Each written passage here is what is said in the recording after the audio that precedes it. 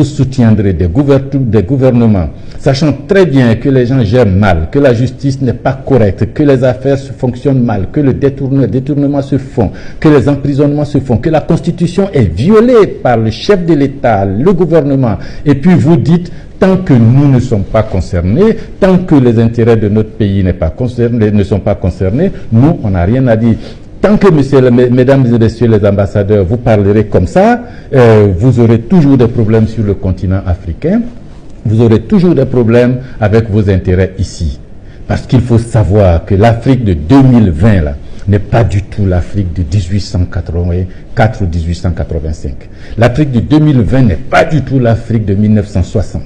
L'Afrique de 2020 n'est pas du tout l'Afrique d'avant la chute du mur de Berlin.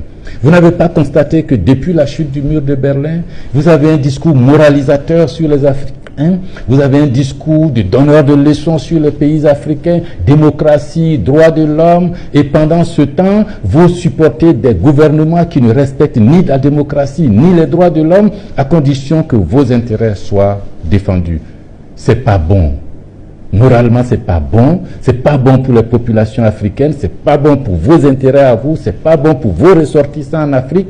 Pourquoi vous ne regardez pas les Africains avec un autre œil? Des hommes qui ont envie de droit, de liberté, de progrès, des gouvernements responsables, comme chez vous, check and balance, rule of law. Voilà ce qu'il nous faut en Afrique. C'est pas des chèques qu'il nous faut, c'est pas de l'argent qu'il nous faut, c'est du droit. S'il vous plaît, nous voulons du droit. Nous voulons que nos États nous respectent. Quand on dit qu'il y a violation de droit au Canada, quand on dit qu'il y a violation de droit en Europe, ça choque.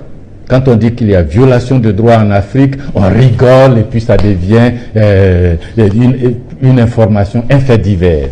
Ah, ils sont comme ça les Africains, vous savez, c'est de gros enfants. Non, il faut changer votre mentalité et votre perception des Africains. Il faut changer votre façon de traiter avec nous.